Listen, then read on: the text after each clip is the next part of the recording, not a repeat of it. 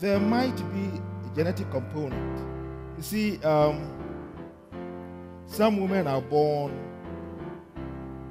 through no fault of theirs, a weakened cervix. The cervix does two main things. For our purposes tonight, it does two main things. It allows, and this is gynecology, so I can use real words, isn't it? Good.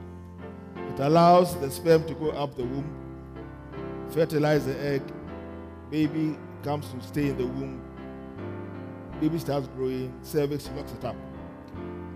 Baby grows to 9 months, cervix opens, baby drops out. That's it. If it doesn't do that,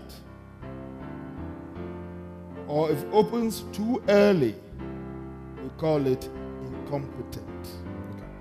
Some of you might have heard the word incompetent cervix. This is not political. That's a medical term. And when your cervix is incompetent, the bag of waters quietly seeps through the cervix and into the vagina.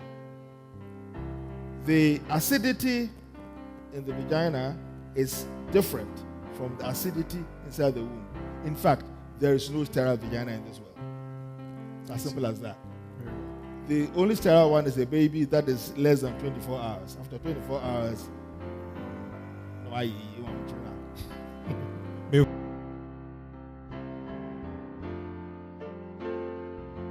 Another question altogether, the existence of evil. But when we want to look at the existence of evil, we look at three aspects of it.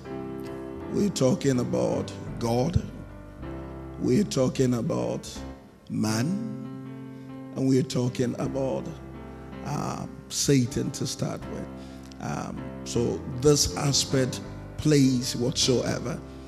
There was a case that Jesus would tell. He said, this child's predicament has nothing to do with the parent's sin. None of the parents have sinned, but it is meant for the glory of God to be seen.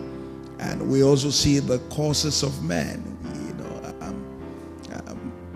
Men are not absolute. We don't have answers, and because we improved even medically. When dog was talking, you could see that there is no absolute. God is the absolute. So there is error somewhere and there.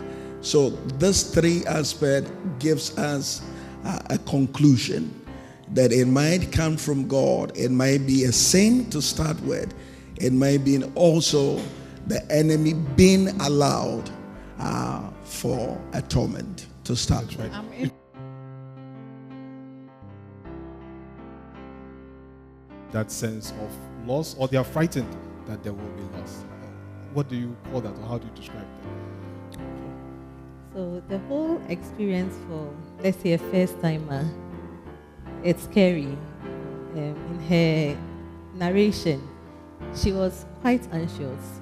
So that's one of the characteristics of experiences that one would go through: anxiety, and you feel scared, you feel sad. But one key thing you should note is that sometimes you may feel guilty. You would wonder if you did something that made the problem okay. And that guilt feeling may not be too helpful, especially when you want to get over it. But then, just like every other problem that one goes through, the more strange it is, the more difficult it is to accept it at that moment. And the whole psyche, it's a bit difficult to accept.